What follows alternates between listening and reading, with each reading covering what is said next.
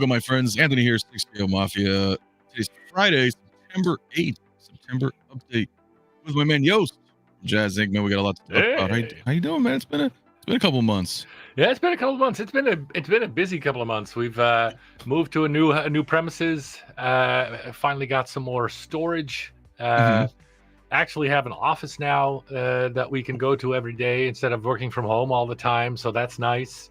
Oh. And there is a lot going on. Well, we've got a lot to cover. I've sent you a couple of videos and pictures to show you how busy we've been since the last time we talked. To say the least, a couple. Yeah, I mean, that's an understatement. There's a lot. I was like, wow, okay. A lot of stuff in the pipes. Yeah, no, that's great, man. So now that you got an office set up, that's great. That's awesome. Yeah. Actually been receiving guests. We've had someone drive in from all the way from France yesterday. Then we had somebody from Germany the week before, somebody from the Netherlands the week before. So it's nice. And we're finally at a point where after 10 years of doing this, I got some money to buy module cases. I've been on the list for a long time, and my slot's coming up end of September. And I'm finally going to be able to make a showroom. Oh. And so I can share that. And I'm trying, so people who are listening, I'm trying to buy back some of the stuff I've had to sell, the older stuff. So if everybody has a true scale carbon freezing chamber, a Tantive service corridor, Hoth, or a Death Star window, I want to buy a couple, right? We need a couple. We need a couple of those. There's so many I missed. Yeah. No, that's awesome. That'll look so cool. So you'll just have everything showcased in module cases. Yes. Have a room separate for that. Finally have space to display stuff. So I'm looking forward to that. It's been a long wait, almost 10 years, but good.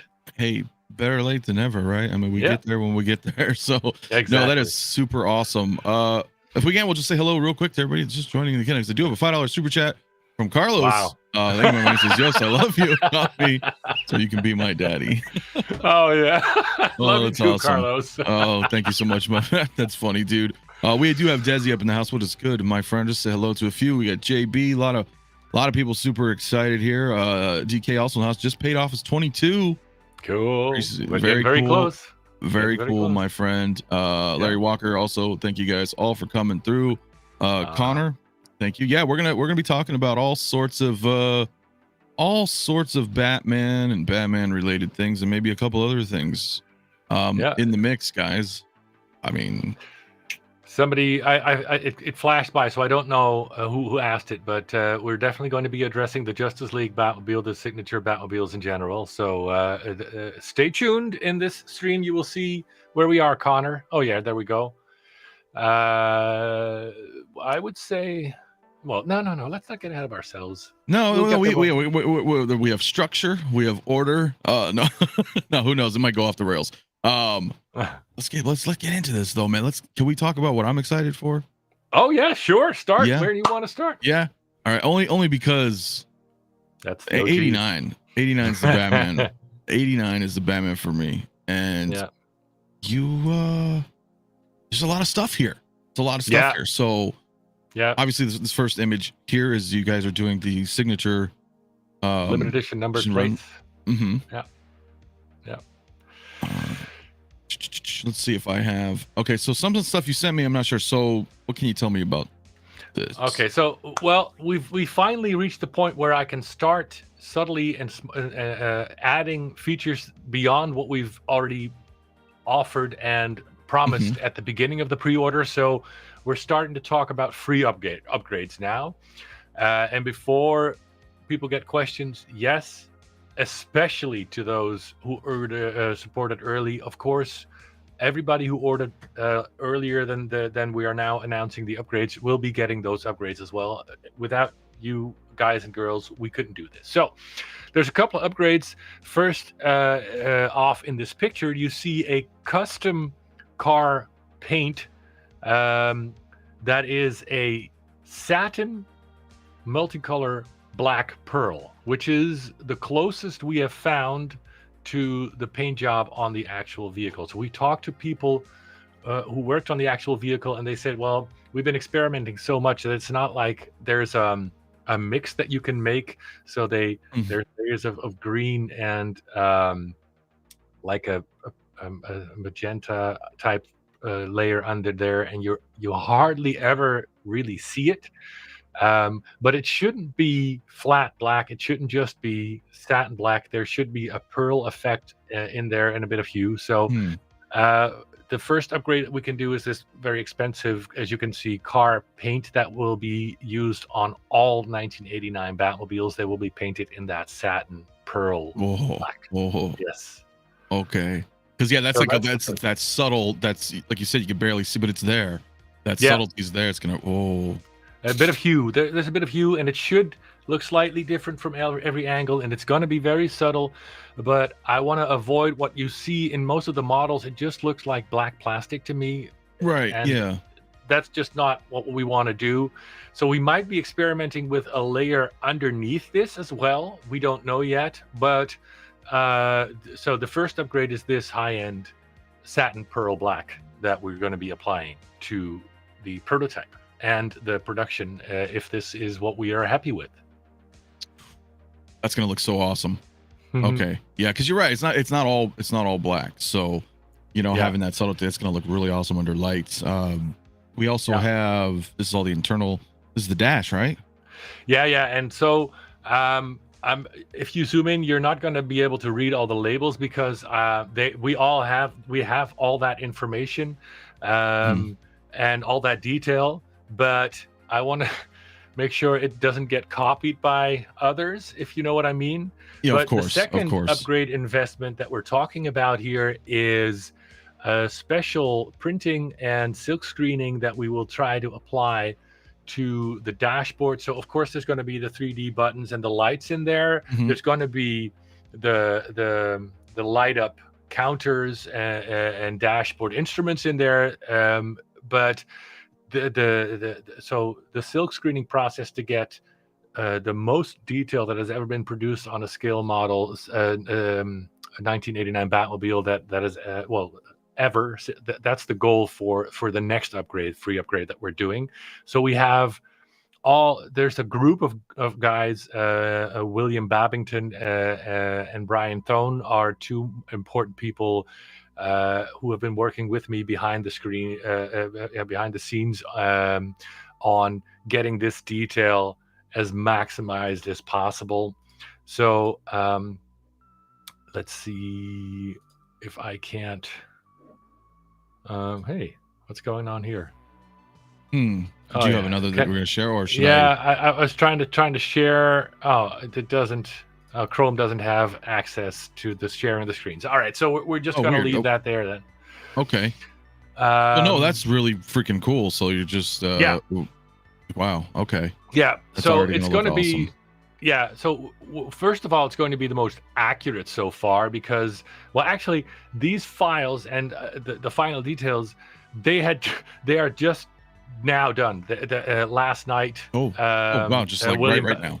Yeah. So it's very fresh off hot off the needle, hot off the press. So William Babington again finished the final parts last night, and it's all the.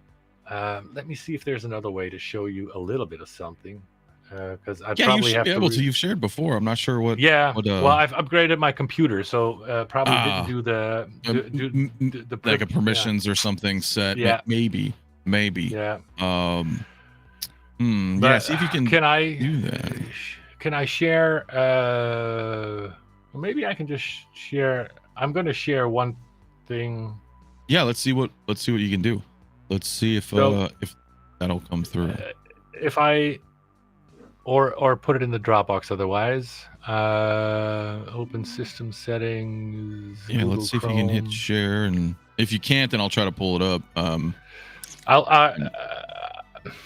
I'll have to quit and rejoin. So maybe not. Okay. Well, we could. Yeah, that's fine. It's up to you. Otherwise, we could share it and. I'll just put them in the Dropbox folder. Maybe you can find them there. Yeah. Maybe I can pull them up in there and we can see. I did see Jay, also brother Cousins here, my man. He was going to join us today, but he cannot. But he obviously sends his regards. I lost your chat, Jay. Somewhere in here, my friend. I'll just put them in. Too bad you couldn't be here, brother Cousins. Always a pleasure to have you there. But so if I just drop something in the folder, the September 2023 folder on Dropbox, I'll show you one panel, and just to show you how far he went with this. Yeah, I might be able to pull it up here, guys. If you bear with us just a second, we'll see. Did you already place it in? Yeah, it should be there now. Okay, let's see. And I'll just give a little bit more information while we wait. So anyway, like I said, this information where we have found out exactly what modules were used. So there are parts in there that came out of a helicopter. There are parts in there that were units that came out of. Oh, hang on, you need approval. There, yeah. So there are parts that came out of an F4 Phantom, all that sort of thing. So you should be able to see it now. And so that literally, the information wasn't available before. So William and Brian worked on this. They are working on a full 1-to-1 scale Batmobile, and so they'll also be using these parts for that. But it would be cool, of course, to have all these features in the 6-scale model. And so we're going to be finding out how much can be printed and silkscreened in 6-scale without losing legibility and all that sort of thing. So that's next. But we have the most accurate interior, the most accurate dashboard and details and parts and all that that have been done for any scale model of the 1989 Batmobile so far. So that's basically the second upgrade we're talking about. Wow. Okay. I'm not seeing it in here. By the way, there's 12 things. I don't know. Under 89, I'm not. Oh no, I paid it. I thought I'd place it in the generic 2023 folder. Oh, my apologies. Let me look here real quick while we. So the main folder. Yeah. My bad. Okay, let me. I'm gonna save this real quick, guys, and we'll show you real quick what we're talking about here. Give me a minute, everybody. Appreciate the patience here. Let's share this.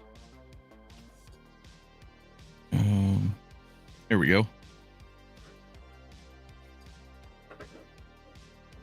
There we go. So this is one of the last things he finished, and I talked about parts that are from a helicopter. As you can see, this is one of those modules that were just taken out of a helicopter and placed in the 1989 Batmobile.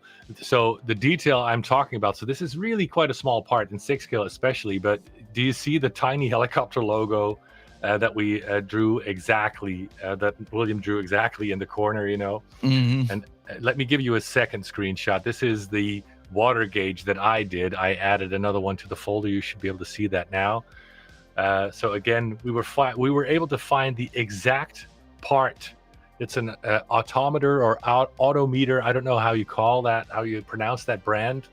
Water temperature gauge, but we were able to draw that gauge and that that piece exactly down to the address for autometer products in Sycamore, Illinois, USA. So just to give you an idea of the level of detail, I just added the second screenshot to the main I'm trying to grab that now here. It's let's see if we okay. All right, let me grab this for you guys. Very cool. All right, let's see if we can bring this up on the stream for you here. Let's see. Wow, this is a lot of detail in here. There we go. Let's bring this one in. There we go. There we go. Yeah, I drew this just a week ago, down to the logo and the small text. This logo, this entire dial, I think is 0.4 inches in diameter for 6-scale. So I don't know how much of this will be visible, but it's there. You know, that's just the nerd in me. Well, yeah. I mean, if you look here, I mean, look how. I mean, that's all very accurate. It's exactly where it's got the wonky, the slightly smaller 240 It's exactly like that in the car. So that's just cool. Dude, this is awesome. There's so much detail here. Yeah, and so for all those panels, it's that kind of detail when you zoom in. That's basically the point I'm trying to make. So that's upgrade 2 we're talking about, free upgrade 2. No, okay, so, no, this is awesome. That's a lot. Okay, let me. I know we have more in here, but I do have a $5 super chat. Hey, Bob Dylan, my man, thanks so much, dude. This is have you seen the '89 Batcave from IC Customs, and any plans to ever do something similar? No, I have not. I would love to see that. It's pretty cool. Any plans to ever do something similar? That's a tricky question. I'm gonna never say never, especially with the way that the Batman stuff has been supported, and that '89 is even crazier in the level of support than the 1966, which previously was our most popular product. Which, by the way, recently the first because they've been going on eBay for $3,500 all week, but now I've seen the first at $5,500. But that's so it shows there's a lot of love and support for that. So Bob, I can say that it really looks very likely that there's going to be other '89 products, basically. Yeah, I can't wait. So, 89 is and thank you, Bob. That's awesome, man. Yeah, 89 is the Batman for me. This is a video that you had sent me here. Just in case the screen sharing. Yeah, just in case the screen sharing wouldn't work. So it's probably going to be too much to go through all these 6 videos. But yeah, so basically, I think last time we talked, we discussed that we got the LiDAR scan of the actual hero vehicle that we then were able to convert into this model. And this is the final model where we added a lot of details. As you can see in the roof, that should move to this, get to this point. And then the windows should be quite a lot bigger than you see in most models, as well as if you look at how those fins move to the back, you can see them slowly move out. Usually they go too far back. Then this line here where I'm hovering the mouse now is usually too deep down, which should be quite straight. And then if you look at this, the rear, there is the turtle shell that goes around the exhaust. That should be very close to the exhaust right there. Then these parts where I'm hovering the mouse, they should move from wider to smaller down low is usually another point that people get wrong. So there's a lot. And then again, thanks to William Babington and Andrea Sercia, we were able to add a lot of detail, especially the mesh detail that is all over the vehicle, way more locations than I thought initially. Then in the front here, behind the turbine, apparently there's a pulley and a hose in the original vehicle. I didn't know that too, so we added that too. So there's been a ton of detail added in these last months since we spoke, that just makes it a lot more accurate. Again, all those little meshes behind the openings, all the openings from the slots in front of the windows to the covers from the machine gun covers, all those things. There should be these like speaker-like, so it's like a little metal plate with all these round holes in there, like almost like a speaker grill. They should be behind there. They should be behind there, and so we added that, and then we increased a lot of detail on those side pods. So that should be a 3-piece sandwich right now where my mouse is hovering. They should be different from the driver's side to the passenger side, which is also a thing that's frequently been done wrong.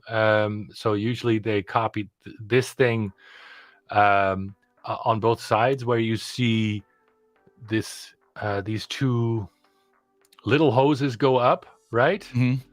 And then a big pipe going backwards. Usually that's just copied, but if you look at the passenger side, I believe it is, those little hoses on there, and the big what would you call that, tube goes up. So it's different, you know. It's all different. Yeah, these it's little different on each side. So you're on trying each to get side. like, So as accurate as possible. It looks Yeah, like yeah. it. I mean, everything you're down showing to here the is just like, chain. Yeah, exactly.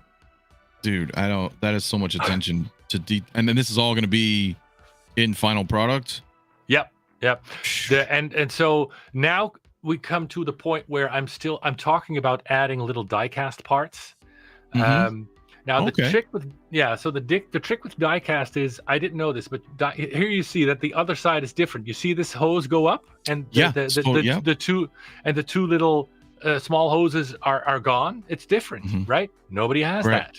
Anyway, so die-cast has actually larger tolerance, so less accuracy than the material we use for the rest of it. So we need to figure out how to do that, and it depends on the level of support we get beyond this point, how many die-cast parts we can add. But I want to, well, my dream would be that every metal piece that is metal on the real vehicle should be metal here. So the side, it's not a lot, by the way. So the side pods, the shroud, the exhaust shroud, that sort of thing, right? Right. Dude. So yeah, but so much. We've had, and I've done a whole, if you want to know more about this, I've done a whole update video on all the details that we added and the things that are only uniquely accurate in this model in any scale. So just go to my YouTube channel, but it's like an hour-long video. Oh, that's not true. But it's a long video. It's too much to cover here. But it's a lot of detail, which is awesome. I mean, just showing everybody in the community how committed you are to make this as accurate as possible. I mean, you could have skimped on a lot of that, and I think some people wouldn't even have known. So the fact that you're doing all of this meticulous research to like make it like the definitive 89 is dude, it's fucking awesome. Yeah, awesome. So that's great. And again, it's the community, right? So like I said, I have on the packaging, you will see everybody who's worked with us. But the last few months, it's Andrea Sergio, William Babington, and Brian Thone that really have pushed this and pushed me to the limit of, because it meant starting again and again. So the last thing that I said, because I said, now I'm done. We've done so many changes. We've already been delayed by 2 or 3 months because of all the additions and all the changes that we had to keep going back. Even they were like discussing amongst themselves, and they weren't even sure at certain points. So again, this is very fresh knowledge on a lot of these parts. But one of the last things we added, another thing for free, is we got the exact clutch, brake pedal, and throttle pedal, which is, the throttle pedal is actually very cool. It's a rudder pedal from like a jig. How would you call this? Not a jigsaw. It's a seesaw. And so it's got a seesaw. Okay. It's a weird seesaw kind of motion kind of thing that was only seen for one flash of a second, when right before he enters the bat cave, he just pushes down on the throttle, right? So as far as I know, in most, if not all, of the other scale models, that's completely lacking those pedals. And not only do we add those pedals, but we add them correctly. So that's one of the other things that is hot off the press as a free edition that we didn't promise at first. So that's awesome. I mean, and again, shout out to, like you mentioned, like everybody in the community who's known or who's worked on this, or there's just like the experts coming out and being like, hey, by the way, in this scene there was this or this or that. And you're like, oh, dude. So I mean, it's like a culmination. I appreciate everybody's efforts to be like, okay, I'm committed to delivering the ultimate 89. Because it wouldn't be nearly as good without these people. And like I said, at times they drove me crazy because it meant starting over again on something. Right. But and they were contradicting each other on certain things, but in the end, it's like the 1966, right? It is so cool. This is another part that usually they get wrong. It's an extruded bat symbol. First of all, the shape of that logo is unique and isn't mirrored anywhere in the movie or the posters or anywhere, and it should be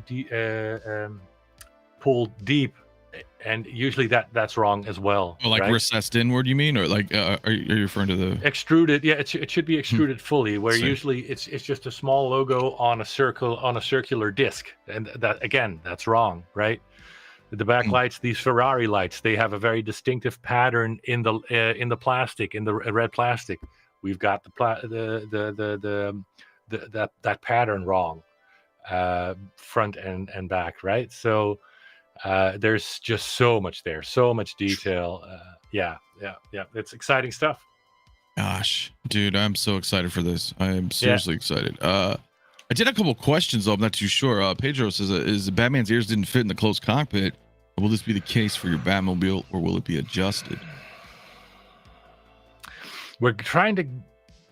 So we will know once we can, because it's impossible to test the range of motion in 3D in a 3D model. So it's no way. We don't know how the Hot Toys model will come out on these.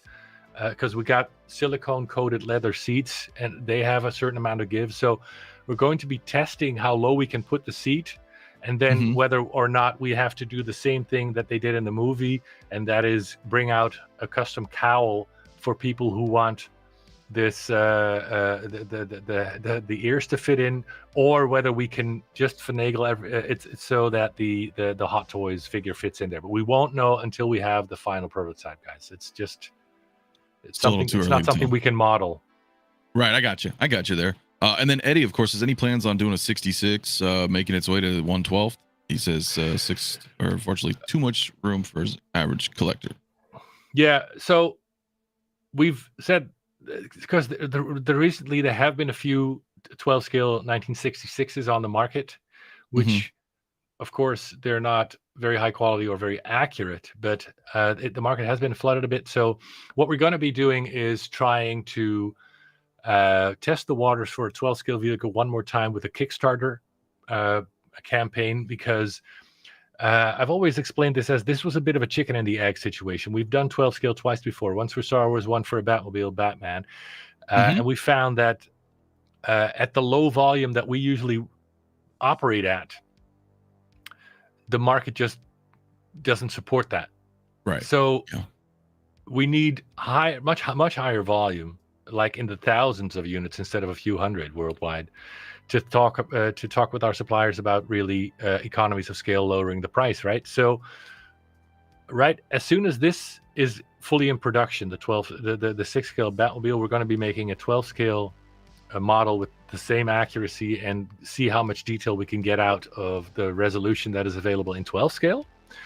And then I'm going to be talking to them about, okay, how many units would I need to sell to get to a more reasonable 12 scale price point, which isn't what I thought, around $300 to $400, but closer to $200 to $300, $250. And I'm going to see with a Kickstarter if we can get that. That would be good. And fix that chicken and the egg situation, because I can't start. Let's say it takes me a crazy number like 5,000 units to get to that 12 scale price point of $200, $250, right? Right. And if I open the pre-orders for $250 and I get the same level of support I got for the Justice and BvS Batmobiles, which is a couple of hundred, then I'm screwed, because I can never sitting on it. Yeah, and I can't. Then my suppliers are going to say, "Okay, you said you're going to get 5,000 units, and that we offered you that price for 5,000 units. Now you're going to order parts for 300 units. Your price has just gone up 2-3 times. That's the reality, right? So." And then I would have to cancel and refund 200 to 300 people, disappoint them. So that's what the Kickstarter is for. Literally. I mean, you're going to need a minimum purchase order from customers in order to even consider going to production. I mean, you just can't, right? You're going to yeah. So I mean, if there's enough people there, then I can see that. Yeah. And we feel that a few thousand isn't crazy. I mean, even in the 6 scale world, normally numbers are tens of thousands of units get sold. So we think it's a viable option if we can do the Kickstarter thing. And then if that is a success, then the 1966 is next. Okay. That would be really cool. Or the Batwing in 12 scale. Why not? Oh, I could see that. I could see that being a little more feasible for people.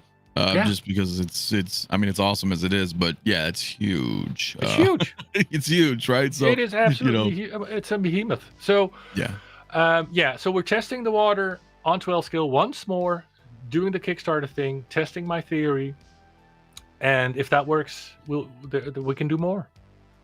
I mean, we have the models then. It still means completely re-engineering for 12 scale. So sure, it's not of course, like, it's not just like a shrink ray and you're like, here we go, I've got a 12 scale. Because there's gonna be a lot of other things to do. Yeah, different release angles, different panel thicknesses. It's all different, but we have the accurate model to start with, right? So right, which is really awesome. CT603, my man, also in the house, man, says apologies, late to the party. Gonna need to move some things around, but the 89 will be coming home. Very cool. Yeah, dude, that is very cool. The final thing I want to say on the 89, we are finally getting to that prototyping stage where we're testing our model, engineering for production. And as you know, that's when we usually start thinking about closing pre-orders. So that point is drawing nearer. I would say October, November right now, somewhere in that ballpark. And well, with the crazy prices I just mentioned on the secondary market for pretty much everything that's sold out from us, and the fact that we have wait lists of hundreds of people, if you're thinking about getting this, please think about the deadline that is coming closer, because with the uncertainty in the world, I just cannot make extra stuff. I've done that a couple times in the past. I've been burned. I'm not doing that anymore. So just a heads up, the pre-orders are going to close somewhere around October, November. Okay. So you guys got a couple months, month or two, lock it in. Okay. Yeah. We're going to move on from the 89 guys here in just a moment, but Blitz is also wondering, is the length 42 inches, or do you know the specifics? I don't recall. I do know the specifics. Let me, or approximately, because I know some, it may change slightly. It's 43.6 inches. That is the correct length in 6 scale. Width is 43.6. Yeah. Wow. Yeah. It's slightly over 110 centimeters. Slightly over a meter in length. So that's 43.6 inches. Width is 17.87 inches. That's a little over 45 centimeters, and the height will be close to 10 inches, which is 23 and something centimeters. That's those are the exact accurate measurements for it's gonna look the so Batmobile. good. Yeah, I'm just thinking in my head. Yeah, it's yeah. Look, because I loved 89. 66, of course. Because growing up as a kid watching it. I mean, on reruns, of course, right? But 89 in the theater just got me. I mean, I fell in love with it, and as much as I still enjoy it, I know it's a little campy, but I still enjoy Batman Forever. So that era, it's not Keaton, but it's still really awesome, and I kind of want to bring that up too. Oh, nice.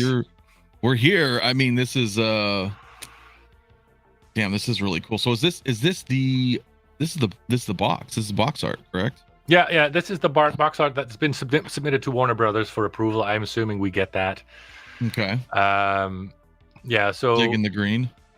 Yeah, me too. It's just so it's the all right. So this is maybe not smart, but there's another design. I like this one better, but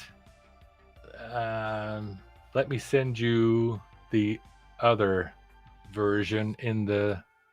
Hang on. Oh my God. Okay. Yeah. It's because you said dig in the green. I'm digging the green. I mean, it's Riddler. It's cool. Yeah. So you got. See if I can't find the other version, and I'll put it. All right. So this was version 1, but I thought the things clashed. So hang on. Yeah. No. Take your time while we. I want to hear your feedback on the group. Again, I'm not totally crazy about this, but there is another screenshot in your Dropbox now. All right, let's see if I can pull this up. So we have.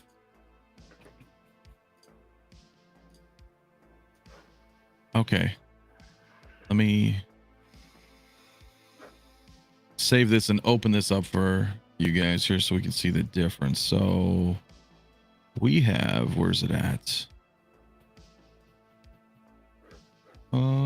This one here, I believe. Yeah. Okay.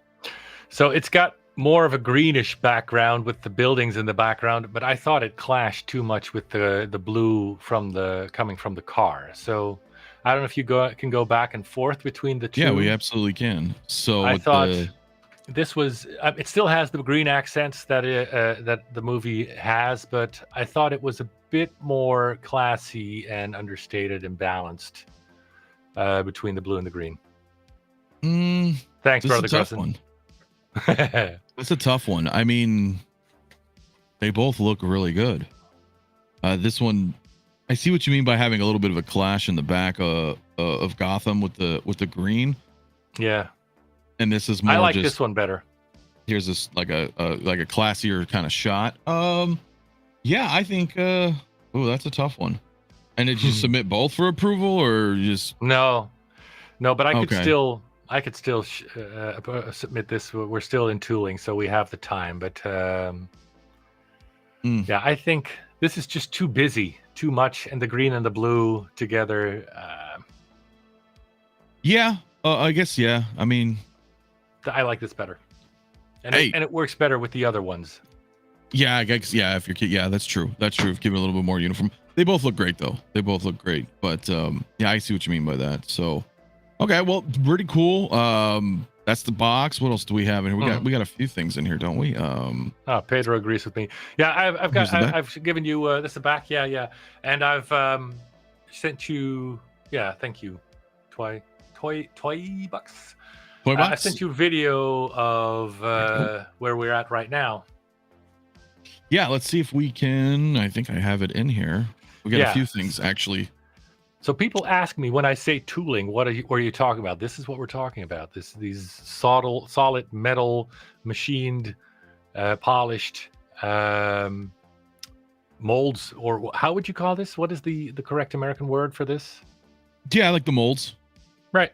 Yeah. So there's a couple of videos in there as well where you can show this. This takes months, by the way. Oh yeah, absolutely does. I see. Yeah. Here, I'll show some tool in here. I'm not sure the order of the photos that I have in here. Okay, well, here we go. We got a short video there. Yeah. Not sure you can see much. It's you can't see anything of this, but there's a very cool one where you can actually really see this. This is it. Look at that. You see the hood? There we go. Oh man, that is so cool. But this is just this starts as a solid, huge chunk of aluminum that slowly gets whittled down, and then you have to keep maximum resolution, right? So it's huge. Can I hit like replay on this? Repeat is on for just a moment, just so you guys can see it. That is actually really cool. Yeah. Wow. This is a massive investment for every car.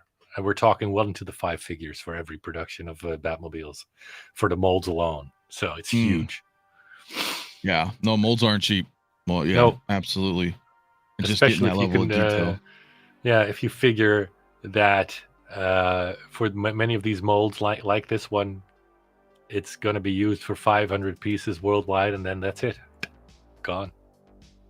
That's it. Okay. Yeah. Well, I know we don't have a lot there just yet, just a few of these videos here and the box art. I think we did show some other photos prior, but I don't think we have them on right now. But so I mean, we could either that, or do you have like a projected time for when this is going to be out for everybody? Yeah, it's Q1. So this tooling is going to take. I'm hoping for a Christmas present for this one, but just assume that it's going to be Q1. Okay. For most likely. It's probably going to be January, February. It just there's always going to be something, right? So yeah, I can show you the video of this thing, but I think we've done that already. But if you want, I can add that to the group, to the Dropbox again. If you'd like, it's up to you. I know we've kind of showcased it. If you guys want to see that, we can certainly do that too. I know we do have a few more in there as well, but dude, that's gonna be awesome. God, I just like the color, the black and the blue like that. It's just so sweet. Wow. Yeah, let me know if you guys want to see if we have it. We can do that. So let the group decide. I'll just jump. Let us know as we look through, and because I know we do have, gosh, you got a few things in here coming up aside from just the 89 and the 95. I mean, it's a lot of Batman. This is getting a lot of Batman today, guys. Yeah. I can pull this Quarter up. 1, 2024, not 2025. Right. So it's really a little after Christmas. We're probably. They'll be here before you know it. Yeah, I think so too. Yeah, I think so too. Because I'm surprised it's already September. So, so we get to 2022 as well here. Yep. This is the final, near final art box. This is the test print, so it doesn't have the UV spot lacquer and all that sort of thing. But so the final art box is going to be a little cooler still. But yeah, so we're very close on this one. Oh yeah, I like the box. I like the colors. All right, what else do we have? Man, that is really cool. Oh yeah, you got a lot of photos in here of it. I like this. Yeah, very cool, eh? Yeah, and that one's also okay. So here we go. We got some photos here of. Yeah, we're very deep into production on this one. So yeah, it's first. The engine alone is 150 parts, and wow. Yeah, so that's 150 parts of production, sanding, assembly, paint, all these different parts, slightly different colors. So that's a lot of work. I've said this before, but it bears repeating. This is the most complex Batmobile we've ever made so far. It's got more parts than your average high-end Swiss watch. So it's over 350 parts for the entire vehicle. Imagine having to do a few hundred of these with 350 parts per vehicle. Every part needs to be sanded, painted, assembled, weathered. You know, it's crazy amount of work. God, I thought the 89 might have been, but I didn't know the 22 had more. Yeah, so the 89, the parts count isn't final, so maybe that's going to be even more. But this is the exposed engine, and that really. I guess that's true. Yeah. And so for the 89, I mean, like the 2022, there's going to be remote controlled light, sound, and smoke on the 89 as well. That's another of the features that have been added later. Yeah, and of course, then there's the silicone coated leather seats on the 89, and there's a couple of things. But yeah, so here we're testing. I didn't dare include the drop test video that we did, but so every packaging that you design has to be dropped more than a dozen times on all ends from a height of 5 feet or more. And then it still has to be in one piece, and everything has to work. So this has been dropped over a dozen times in the packaging from all angles, and yeah. So can you, for those who don't know, can you explain kind of how the smoke's coming out of the back? And is there, do they need to do anything, or is this gonna last forever, or anything like that? Yeah. Yes and yes. Let me put another thing into your Dropbox. Oh, hang on, shit. Because that's freaking cool. So you're just pushing. I mean, you just push a button once, and then it kind of just ejects a little bit of vapor or smoke. Yeah. So the thing runs on regular tap water. If you look at your Dropbox, I've included the instruction sheet for the 2022 now. You can download that in the Dropbox and open it, and then I can show you in detail what you need to do. So there is a magnetic piece hidden in the engine that you don't see, but you can lift that. Underneath is the water tank. There's going to be a pipette included in your box. You just suck up a little water from a cup or something.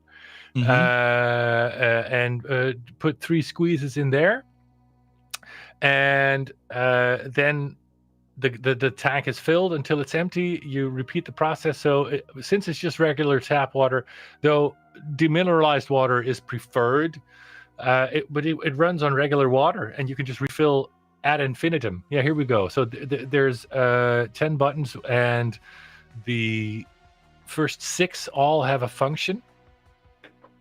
Right. And so if you scroll down, you can see the engine, and then you just take off that little piece at the end that's magnetic. Okay, so a little magnetic cap for the reservoir, essentially, and then and then you'll see a hole. You just put the water in, put the magnetic piece back. It'll just snap back into place, and you push button 1 to turn on the power, and then push button 3 to turn on the smoke effects, and then you can separately control the front and the brake lights, and then the flashing lights on the hood or another button, and then button 6 would turn on and off the sound effects of the thing starting up. Yeah, and exactly, Duke. The distilled water would be better to prevent any buildup. So if you can use that, it's always better. Okay. But that's and so that feature will also be in the 1989. Dude, that's pretty cool. That is pretty cool. I'm not gonna lie, that's just a cool little feature to have, and that's a conversation piece, especially if you see it in real life. It's just cool. Yeah. Wow. That is. Yeah. I mean, just seeing it here looks awesome. So I can't imagine. Do have a $5 super chat. Do thank you, my man. Dirk Diggler's stunt double. Appreciate it. Says, will the seat in the 22 have leather seats? No. Basically, for 2 reasons. One of which is that the original seat wasn't leather either. Okay. So the 89 did have leather seats, and so that's going to be in the 1989, but not in the 2022. So here you just see every single piece that has to be painted, weathered, airbrushed. That is a cool. That is. Thank you for that nickname. So I included a couple of videos where you can show off. See the dry brushing. There's just so much work going into each and every part, and actually.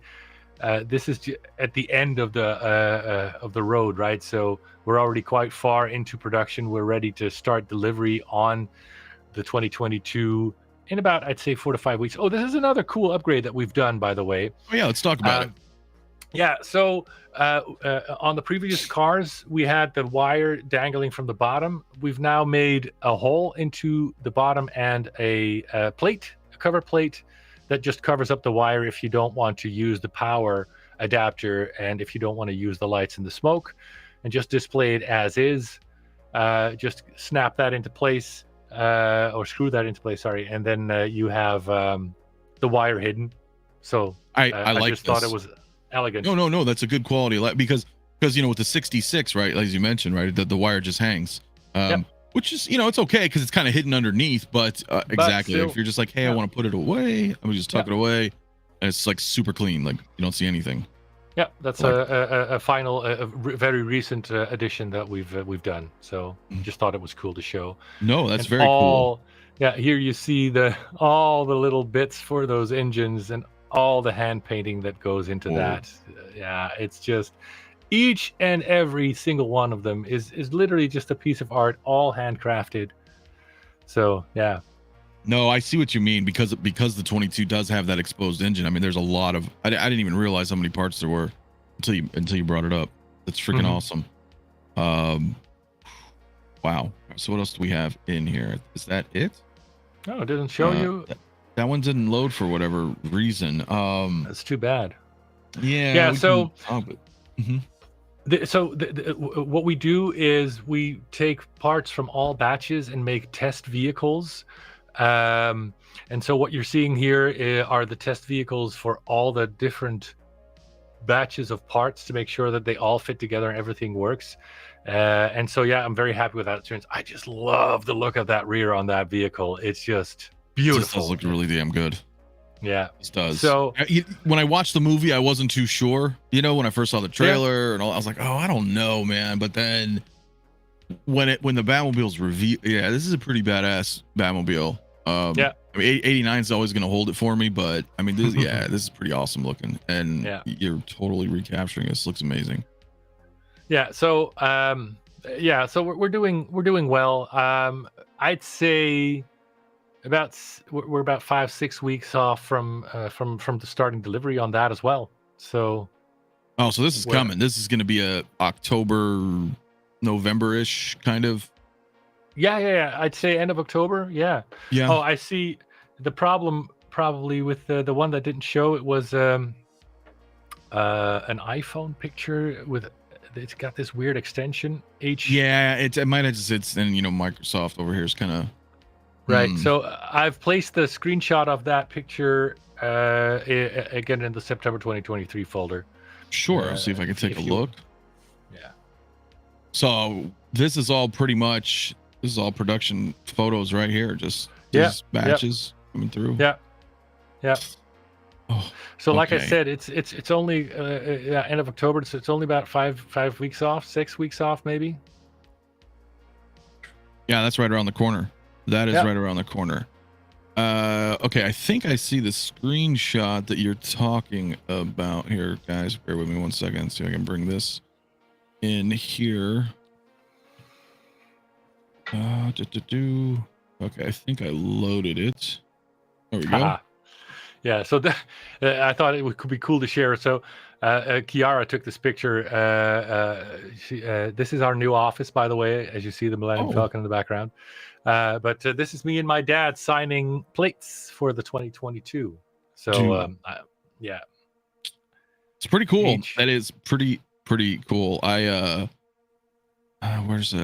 keep lost it there. There it is. I'm sorry. With Rockamon Chris, I missed the super chat there. My apologies, my man. But he says, thank you, by the way, for the $5 super chat. He says, could you please make a universal remote? I keep buying all your products. People are gonna start thinking I'm a remote hoarder. That's actually not a bad idea, but I don't know if that's possible. Has that something you'd considered, or? Well, again, the problem would be it's probably too small a market for something like this custom. It would take custom PCBs. The only thing I could think of is maybe buy a universal remote, just a general universal remote that you can, that learns from the infrared signal. But many of these things, it's hard enough to find a market for this as is, right? It's so niche already that we have a hard time. We have a hard time to getting to the minimum number that we need. So. Any subgroup of that is no, I get it. Unless you can figure out a way, like individually, right? Because I get that, or just you just have a drawer of remotes, I guess. I mean, I hear we've been doing that since the 80s, so I don't know. You know what I mean? So I'm used to it. But I get it. I do. And thank you, Chris, for the super chat. Dude, this looks awesome. Can we talk a little bit about this real quick, like what we're showing here? Yeah, so this is a near final step before the weathering. As you can see, we still need to place the front window and all that. But so one of the things that have been requested is the clean version shouldn't be like totally clean, right? There should be just some little subtlety. And so that's basically what we're doing here. That's what you're seeing here, and then we do the more of the dry brushing, and then we place the front windshield, the front window, that sort of thing. But that's basically what you're seeing here. So there's so many steps involved.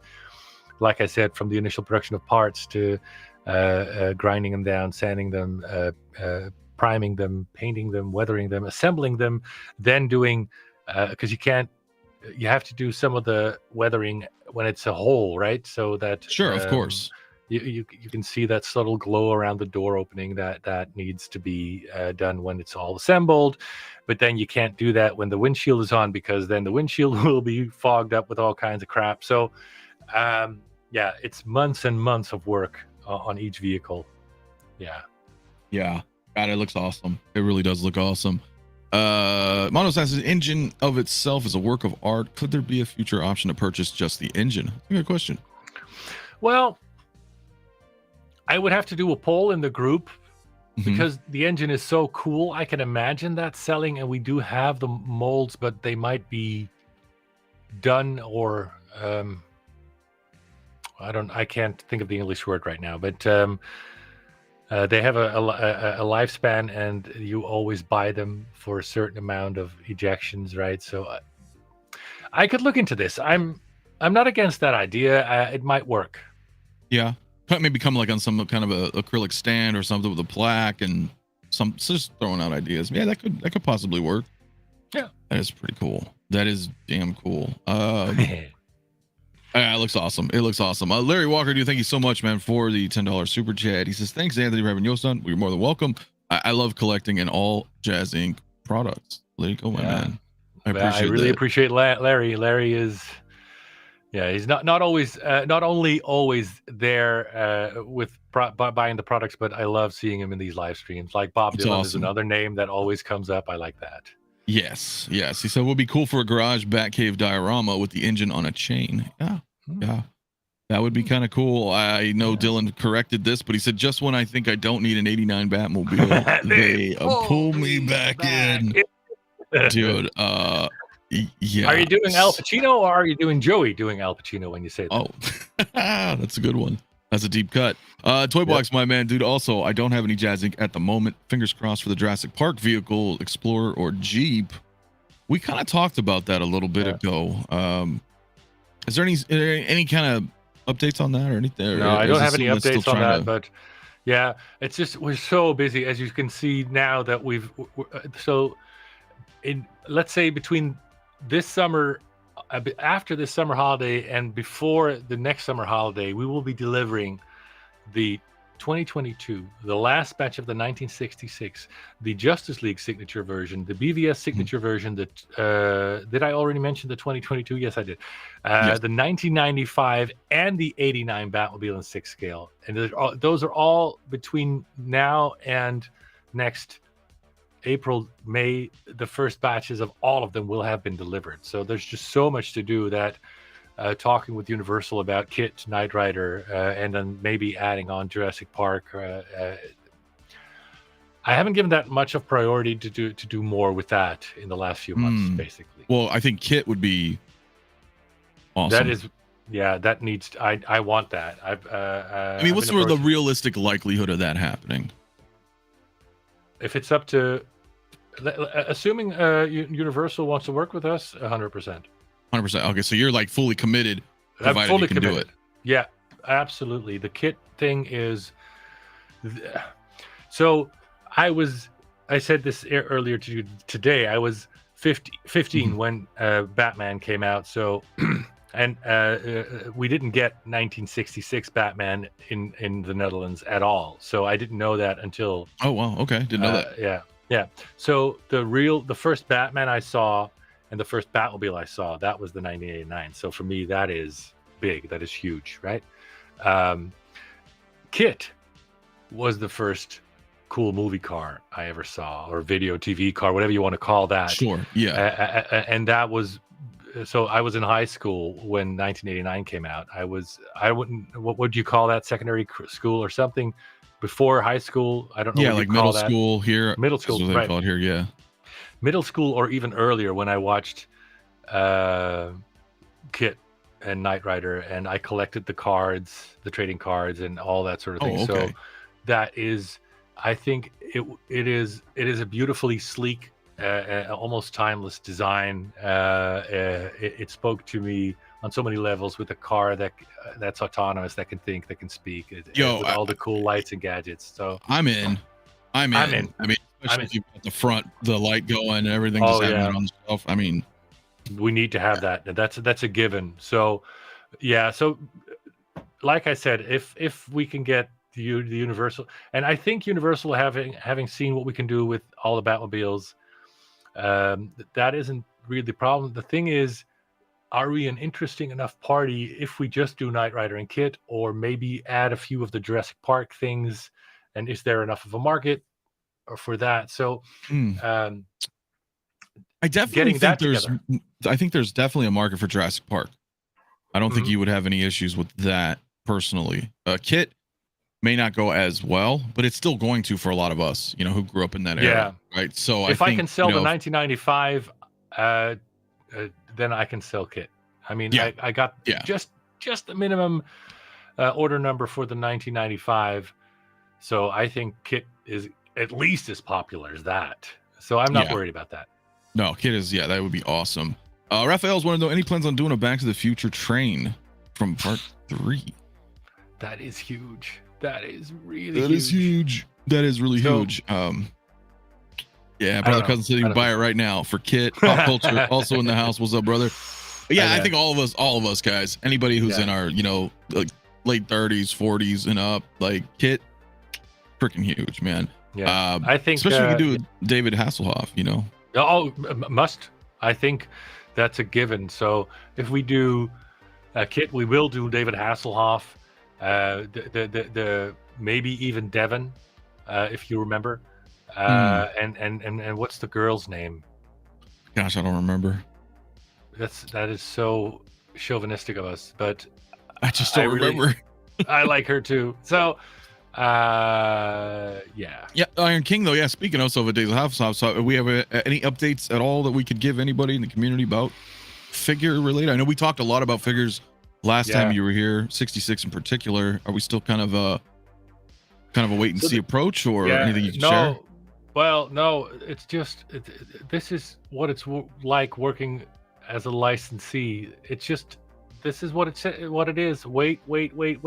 So I'm still waiting, because every single territory has a say on every single thing that we do and every single step. So I've written some angry emails to them, and basically I've told them, look, man, even a bunch of the stuff that we discussed last September in London is off the table now, because it's been done, and it's been done illegally, but it's been done. So I'm not tackling that anymore, right? So I wish, and I had hoped to have some prototypes ready after the summer, but it's a wait and see until we get the green light on every single step. It just it takes, this has taken even longer than getting the licensing and the contract ready to begin with, and I did not expect that, especially since they were inviting us and they were so happy with what we're doing that there are some other cool things coming that they want to work with us on. Those are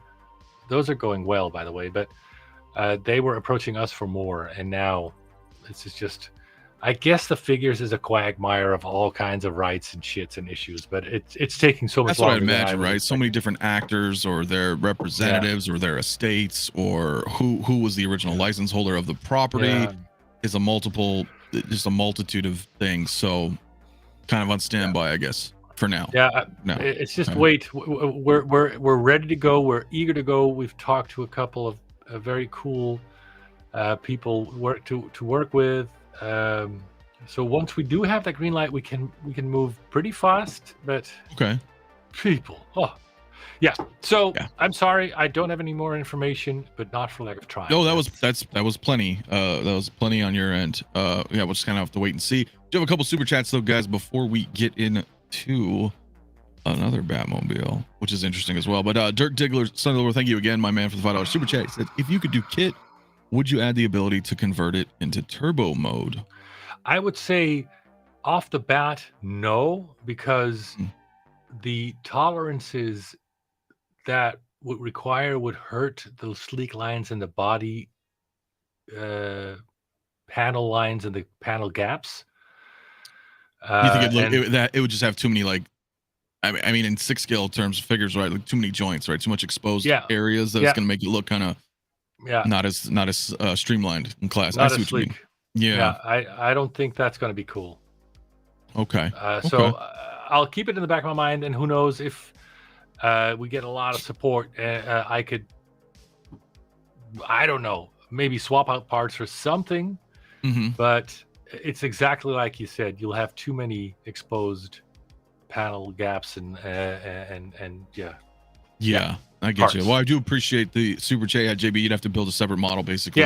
For turbo mode. That would be much better. That would be much better. Okay. And brother Cousins, my brother, man. Thank you so much, bro. For $10 super chat. You, man. Just because I love you guys. I love you too, man. Of Jay. Come on. Love it, man. Thank you so much, brother. Okay, so we got a couple more things we want to talk about, and it's not all Batman related either. But but this is I'm sorry, there's a lot of Batman going on right now. But there's never too much Batman. What can you tell us about this? What are we looking at here, Joost? We're looking at the assembly steps because, so like I said, we're going to be delivering a lot of Batmobiles, and most of them will be delivered before Christmas. And the 2022, as well as the Justice League and the BvS Signature Edition models, will be delivered end of October, early November. So what you're seeing here is the assembly process for some of the BvS Batmobiles that we're working on right now. We've finalized the box art that you're looking at right now for both the BvS and the Justice League signatures. So this is the first signature limited edition box I've ever done. Of course, this is together with Zack Snyder, who together with 𝗕𝗘𝗢𝗕𝗥𝗖𝗢𝗡 signed each and every single limited edition plate for each and every one of the 250 cards that we are making for charity. And there's going to be a massive donation to that charity. That's awesome. Yeah. So. Wow. Oh, here we go. We have a little bit of a, there we go. Kind of around the. Yeah. Okay. Yeah. I like that. I like to differentiate between the two boxes there. Yeah. Again, a shout out to Christopher Nico, who does all the box art for us. He's awesome. I love it. So, yeah. So we're doing very well with that. We're going to be, it's Year of the Batman. That is well said. It really is. I mean, well, geez, I mean, from now until at least Q1, Q2, I mean, you're just Batman. It's all coming. It's all coming. Yeah, definitely. Yeah. Wow. So, wow. Yeah. So there's a couple of more pictures, the signature edition. And I see what you mean by the, like, you know, consistency, kind of like when we're going back over to the 95, right? Just got that nice kind of, I like that. This is the one I've been waiting for. I mean, that is so cool too that you were able to coordinate with Zack Snyder and do that as well. And 𝗕𝗘𝗢𝗕𝗢𝗧, the designer, the original. Yeah, very cool. It's but we're also very glad. So this is all again hand painted. I don't know if can you zoom in, look at that? I sure can. And especially if you go down to that new carbon stuff that we've added for the right here on the edition.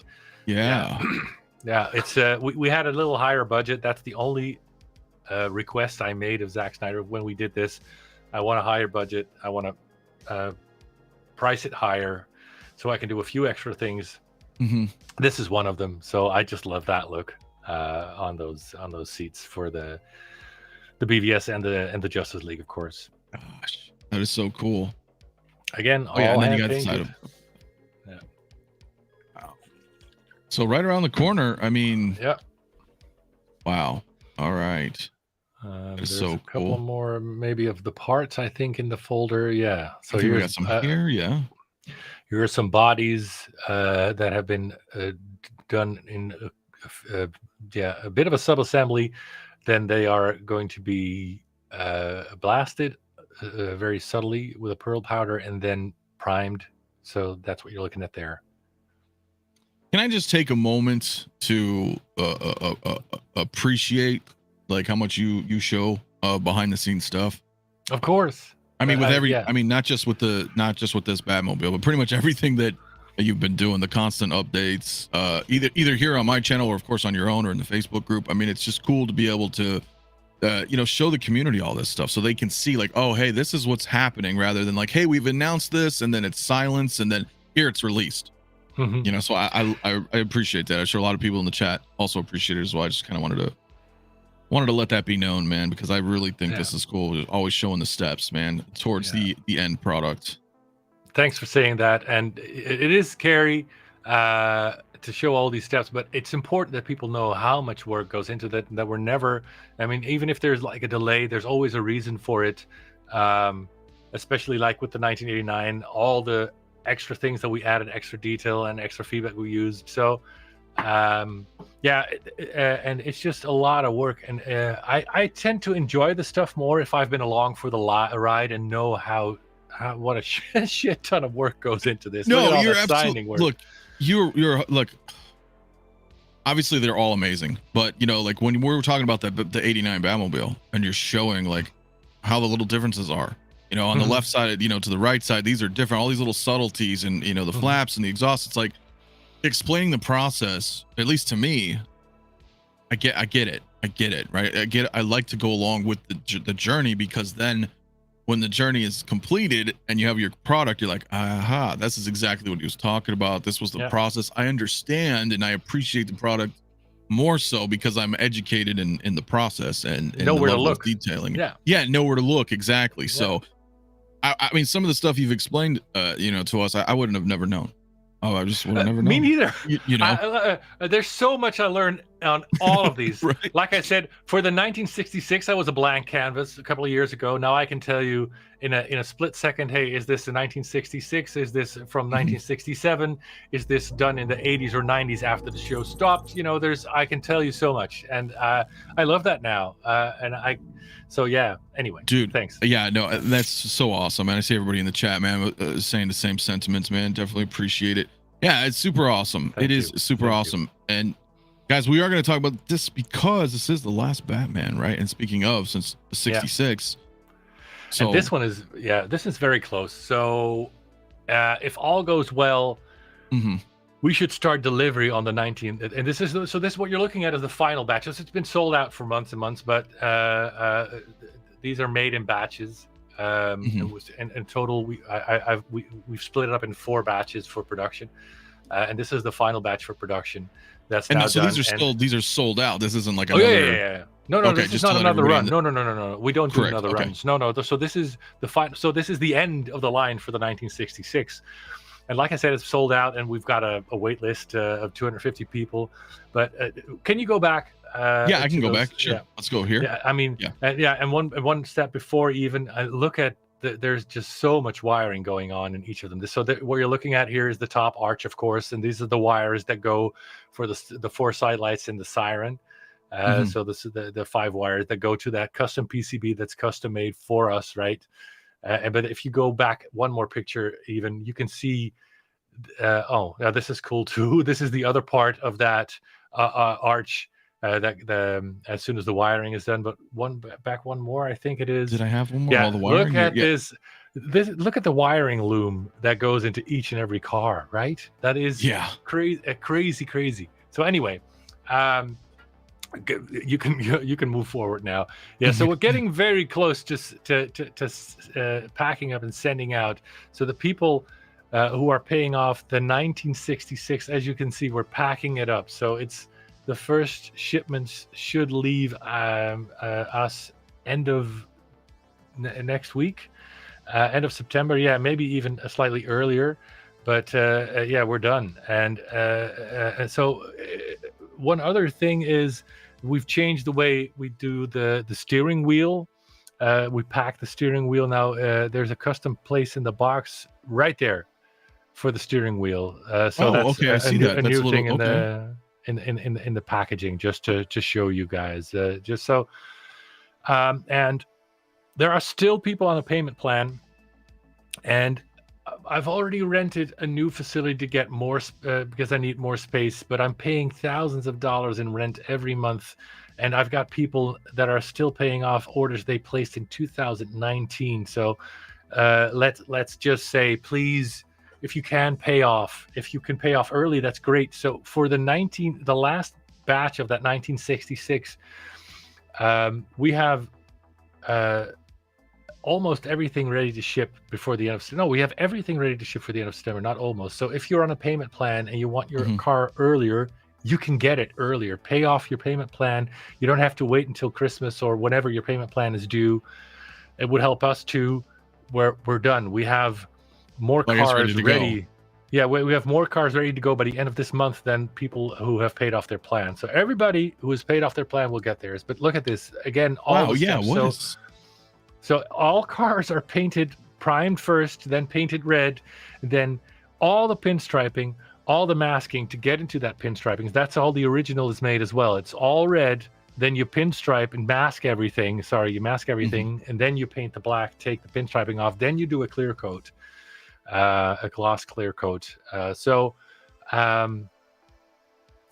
I'll say I appreciate the painting on the 66, and if that's a sign of anything to come, the 89, when you're talking about having that specific kind of shade in there, that little, it's kind of iridescent a little bit, right? That little, like I am super that's awesome. That is awesome. Yeah. It's cool to show this too. It is. Yeah, but look at all that work. I mean, there's a couple of more you can see in the folder, and then so for the quality control, my friend Leo helped me out with this. Each and every vehicle, we check the doors, we check all the lights, all the smoke, all the paint, but we've this one is just such a pain in the ass because it literally shows everything, and people are expecting more and better quality detail and quite a better quality paint than the original, and I kid you not. So each and every one, if you get to the next video, you will see is checked with a flashlight for the paint. As you can see, every single one. We check the fit and finish of the doors, the back, all the lights. Maybe skip to the next video. Here we go. We've seen this one, I think. No, it was a different one. Oh, okay. Yeah, it's a little bit longer. I'm not sure. Okay. Maybe it's similar, but yeah, it's a little longer. We can look at the other one too as well. Yeah, well, right. Well, so you can see, and this is done for each and every vehicle. And look at all these parts and all the decals applied and all the interior stuff. And then oh man, this one is the most complex we've ever done in terms of paint job and detailing. It is. I know that one of the reasons Hot Toys didn't do it was because of this paint job. Yeah, so, I mean, if they were going to hit the paint right, I'd say you guys definitely got it right. I mean, it looks awesome. I mean, I love my 66. I mean, the paint is great on it, and all this is so cool. It is so cool. Yeah. So we've done everything we can in terms of quality control and in each step to make sure everybody gets what they want.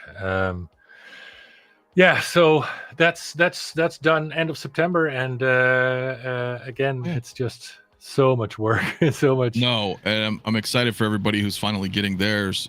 For those of you guys just tuning in, this is the final run on the 66, so that's gonna be shipping here pretty much now, right? Next. Yeah. It's not an extra run. It's the final batch, and it's been sold out for months. So you can see all this standing, well, I don't know. I put a bunch of videos in there just to show you how much is being done. Right, getting involved. Here you see another quality control video. Maybe we've seen that, but see, there's maybe one more. I think that was it. Okay. At the end of the road on that, but no, super awesome, guys. Super awesome. Hey, shout out to Anthony, man. Figure posing. What is up, my man? It says, hey everyone. Hey Joost, what is going on? No. He says, hoi, Joost. Oh, which is Dutch. Oh, he did. I missed it. I missed it. He did. This so awesome. 66 is a great piece of art. Unfortunately, I missed out. Yeah. I don't know what to say about that one, but there might be some, right? I mean, there are some people. I mean, do we have any insights on if there's wait lists? There's a wait list. 66. I mean, I would urge you to get on the wait list, though. Not everybody's going to be how do you say this, serviced, but we've found that when we approach people Not everybody's ready to pay or buy it, so it's always a good idea to get on the wait list. Right. I mean, there's always a somewhat of a turnover right there, where some people just maybe they've changed their mind, they can't afford it, so it's a good idea to get on the wait list just for that. I mean, dang. Okay. Well, that's a lot of Batman, guys. Oh, I'm so excited. I do have one more thing though here that you showed me. Kind of related to what I'm talking about, right? Because I just recently I did a quick kind of showcase and review of the Cockpit Star Wars. Yes, I love that. Thank you for that. No, I appreciate. No, it's fun. It's so cool. It is so cool, and because Star Wars is. I mean, I love Batman. I love Batman, but all the Star Wars stuff. That's like you mentioned earlier. Like, there's so much stuff you did that I missed. Some of the diorama sets that I was wanting, and anytime I hear something Star Wars. So for Star Wars out there, what do we got here? What can we talk about? We can talk about this, right? Yeah. So before I do, oh man. I spoiled it. I jumped in. The wait list, just go to the website, click on sold, and on the sold page, you will find the products that are sold, and then click on the product you want. And then if there's a wait list, there will be a wait list button. For the 1966, I think there's still a wait list button. But let's go to this. All right. We got Star Wars here on Star Trek Day of all things, too. I mean, it's almost blasphemous. But anyway, so let's talk about this. What we got here? So this is my favorite vehicle from the prequels, basically. I didn't care for the N1 until I saw the very cool version that they have in The Mandalorian that was first shown in Book of Boba Fett, I think. But I really like this, and I've been asked to make this a bunch of times. So we've been working on this behind the scenes for the last couple of months. There's again 2 shout outs that I need to do. Marcel Leuthold, and I'm gonna make sure I pronounce his name correctly. 𝗕𝗘𝗖𝗢𝗕 Ramos, who've been working with me on getting this modeled. So if you look at this is gonna pose a bunch of challenges. So of course it's got the movable flaps. But if you go to the next pictures, let me ask you this before we get into the pictures. Is this happening? 100%. We're working on this, and I just wanted everybody in the chat to know. Right. 100%. Okay. So here we go. This is where we're this is where we are with the model now. Working on the exterior, and I myself am working on the interior, the cockpit. There's going to be a couple of challenges here. So first of all, there's going to be another picture showing the problem we will have with the droid. But as you can see, the opening is not very deep. No, it's not. So CT603, it will come with, I think it will come with a sort of R2 unit, because your R2 unit will not fit, and you will see a picture further down the line that I've sent to Anthony that will show this very clearly. It's another one of those snow speeder issues. I remember I talked about the snow speeder where the people had holes in the bottom for their feet. There's 2 of these issues with this Jedi Starfighter. Because if you look beyond the 3D model pictures, I can show that to you. They're further on in the folder. I'm trying to see, just kind of click, and we'll backtrack here too, guys. We'll backtrack through some of these photos as well. But are we talking about here? You see the first problem. Yes. You see the position of his feet. So they built this cockpit, and then on the set, on the day, they found out that Ewan McGregor fit nicely, but our Anakin did not fit nicely, and so they didn't like the look of his knees up that high, so they just took out the front and shot all the cockpit scenes like this. Now, again, you have to make choices. We would have to make it close to 20% larger to fit the figure in as is. I don't want to do that. I don't like that, and that would really throw off the scale too much. What do you propose? That's very good. I thank you for asking. So I think there's enough room to move the seat back, just to make sure the figure fit, and without throwing off too much. Well, I think generally speaking, though, right? That so Star Wars fans out there, prequels fans, they want an Anakin Starfighter, right? I think they would understand given the circumstances. I mean, clearly seen here. I mean, this is how, of course, this is how they had to shoot this is how they had to do it.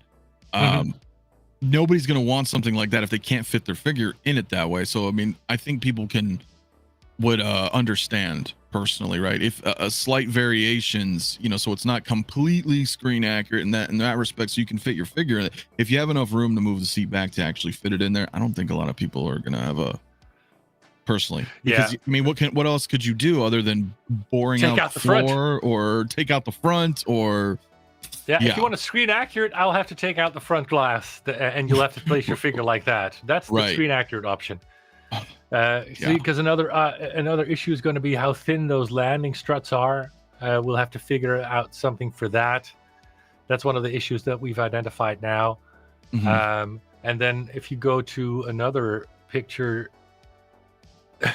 look at R2-D2. Zoom in. Like... Look at that, and we're supposed to figure this out and solve all that. So, well, you know what I think you could do, make like a half R2 that comes with it, and as long as it can rotate, or somehow have it wired, plugged in to the Starfighter, and when you hit the remote, it fucking spins and kind of does a little light up, and then boom, you make it. I know you make a lot of people very happy. I know I'm making it harder for you, but I'm telling you as a fan, how fucking cool would that be? Yeah, well, I'm just saying. What you just said push the price beyond $2,000. I can guarantee you that. But it may, because it's size wise. There's another picture in there. If you want to make it screen accurate, I'll have to make a hole through and through, and you'll have to put your R2 in it and have it come out the bottom. I don't think that's an option. So I'll have to figure something out with the R2 unit. I can see where you're going with the lights at least. Maybe that's possible. Just thinking maybe. He may not have to spin. Cool. I don't know, but if he lights up, that would be maybe cool. Little sounds. I mean, I don't know. Yeah. So you're looking at this is going to be the actual correct size in 6 scale, and I just figured out that I'm too late converting that to inches, so let me do that real quickly. Yeah, sure, of course. Yeah, so it's slightly longer than the Snowspeeder, I think. So we're talking about 35.9, so let's call it 36 inches in length. Okay. And then the width, what does it say? 717. Yeah. That's 28.25 inches wide, and then the height. The height will be 16.5 inches. So that's what we're talking about here. It's not horribly sized. No, exactly. This is one of the reasons I like this vehicle, because it's doable, it's reasonably sized, and people who've been getting the Snowspeeder, they're saying, dude, it is so big. Yeah. So this is in that same ballpark, but people asking for the TIE Fighter and the like the X-Wing, that thing is, I can tell you now because I've figured it out. An X-Wing will be 65 inches long. Yeah, that's... Some people are going to buy it. Some people are going to buy it. I'll say that. I just, I don't know. For me, look, we've talked many times about this TIE Fighter. I'm telling you, you just make the TIE Fighter without the wings. Yeah. And I know it sounds weird, and people are like, "What?" But you have the dash. You've got your windshield. Two sides coming out without the wings. Have it on a nice acrylic stand. It would fit on one shelf right here, a little bit taller, and then maybe you make the wings if somebody wants to buy the wings, or you make it as a whole and then you sell it as 2 different pieces, right? So maybe. Before I would do that, I would say let me put something in your folder again. Sure. So in the main folder again. Guys, bear with me while I find some new photos here as we talk about this Starfighter. Maybe this one is better. The second one is maybe better. I'm putting this one in. It's another screenshot. It's the 22.30.40 screenshot. Let me see if I can find it here, guys. Okay, so there's I think 2 here that you just put in. Yeah, the last one. Okay, there's 2. Let me see if I can pull this up really quick, guys. Here, sorry, bear with me. So let's see if I can just share this screen rather than just grabbing the photo. I think this is the one that you're referring to here. Yep.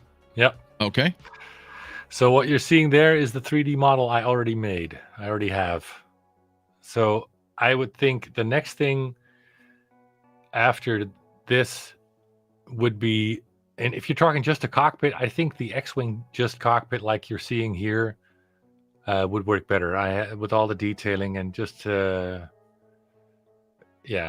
So yeah, I think cockpits are fine. I mean, again, people are going to buy the full product if you make it, sure.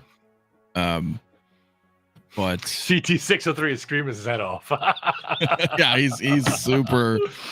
Yeah, I get it, but that's fucking huge. So you have to decide that, like, okay, am I going to do this? If I'm going to do it, am I doing the whole thing, or am I going to break both of them down and say, hey, you can just get the cockpit, similar to the Falcon, or maybe, things like that, or like think of like a, like fighter jets, right? You just have like a cockpit display of sorts, right? That's super focused and a little bit easier on real estate, for space.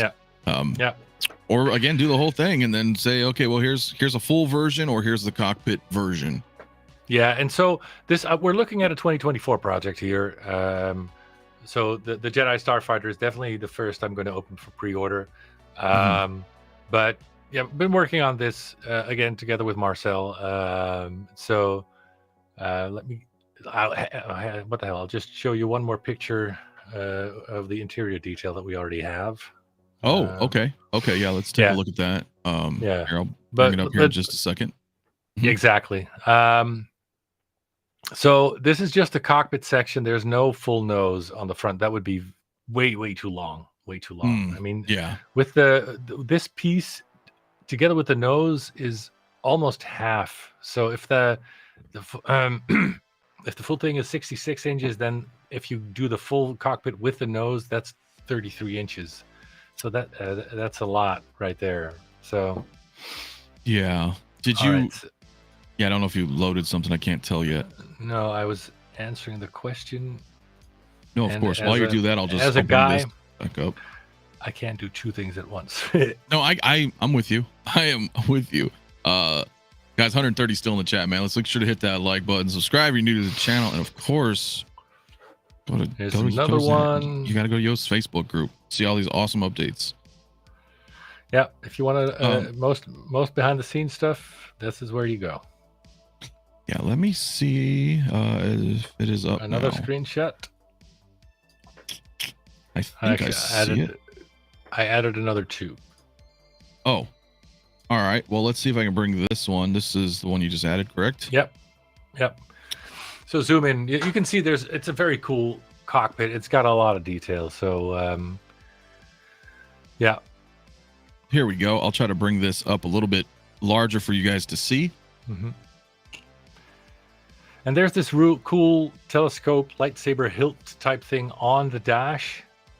I don't know if that's in the screenshot or in the second one I sent you, but I always thought that was very iconic for an X-Wing. If you scroll up, maybe is it in this screenshot or is it only in the next one? There, more.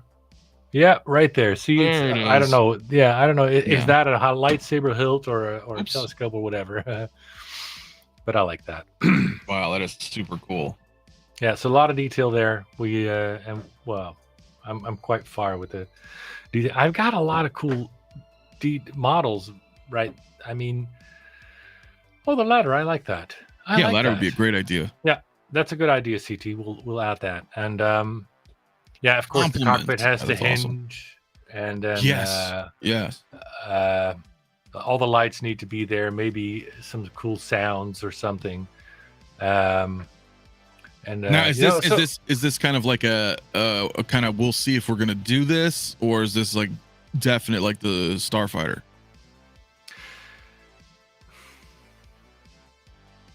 I would like to do a poll in the group after the Starfighter. Okay, but we're ready to do this, and it's exactly, and it's just. I mean, I have the model done and ready, so a lot of the hard work is done. Yeah, I asked because you're putting all this time into it. Yeah, you know, so it'd be a shame to not get an X-wing. You know what I mean? I want to do something. I mean, I have to do something with the X-wing and the TIE Fighter. I feel. I mean, those are just so iconic. And I think this cockpit works, and it looks cooler, I think, especially with that ladder idea, than just a separate X-wing cockpit. So the ladder is a great idea. Yeah. Is a great idea. Yeah. So if this comes out, it's coming with a ladder. Yeah. You heard it here. Yeah, and I'm pretty confident that this is a viable project. So yeah. I don't know if the front landing gear would be too much. It will add quite a bit of height. I don't know. I'll look into that. Okay. I think a poll is still a really good idea, right? And obviously, since you've said this is 100% coming, this is a good way to gauge, right? If people are like, oh, you know, I'm all in and getting at least this ship, then you can kind of see from there. Okay. Yeah, and I like this one because it's iconic and it's reasonably sized. There's some very cool figures for this, especially with that artisan release that Hot Toys did. So yeah. I mean, so you've got quite a lot of this already rendered here. This is awesome. Yeah, we're getting quite close with this one. Interior is quite difficult because there's not a lot of information on the Jedi Starfighter interior. I've got all the screenshots I can do. I've watched the movie a couple of times. Right? Yeah. And of course, we will provide alternate color options. So like with the Snowspeeder, we did the 2 color schemes. With this one, it's going to be the same thing. So if for the people who want the yellow one or the, what's that? We'll call it red one. Yeah. So both the red and the yellow ones will be optional. So people want both, or people want one or the other. That is not a problem. So if you want one, it's the Obi-Wan and the Anakin one, no problem. Yeah, and again, you can always do that moving forward, right? I mean, X-wings are the same. Yeah, I'm red, you can blue. I mean, you could. Yeah, and for this one too, I'm assuming we'll be doing the legs like we did for the Snowspeeder, the transparent legs, so that you can pose it in a cool banking angle, and also make it compatible with a wall mount option. So we won't be able to add the wall mount option, but Stronghold Displays has done a great job for the Batwing, for the Snowspeeder wall mount. Yeah. And so you want to be able to wall mount this one as well, I think. So then display area is much less of an issue. So this going in, there's going to be an R2 unit, maybe light up like you said. There's going to be the different color options. There's going to be the transparent legs so that you can have it in a cool banking angle. There's going to be the wall mount option. Yeah. And this is, guys, for you just tuning in, this is coming. So yes, this is super awesome. There's nothing we can talk about other than that. Other than it's coming, not really too sure on pricing yet. We know we could do multiple colored versions. This likely be 2025. Maybe late 24. Yeah, we're working on this now, so yeah, I think it's 24. Yeah, I'm confident this could be 24. I'm sorry to cut you off. You were saying flaps, something though, but yeah. So the flaps will open, of course, and close like the original does. And you asked about price, so I was going to answer that. Yeah. So since it's close to the size of a Snowspeeder, I expect the price to be close to the Snowspeeder. Now, the R2 unit, especially who wanted light up, that might add a little to the cost. But think Snowspeeder cost ballpark, then you've got an idea for what this is going to cost. Okay. Now, could you do perhaps 2 versions in that sense? I mean, I don't mean color wise, right? Because we're already talking about that. But I mean, that's kind of like a standard and like a deluxe, where maybe one would have those features that, or you just try to have it all in as one thing. It's like, hey, this is the Starfighter, that's it, and then there's a different color, and that's it.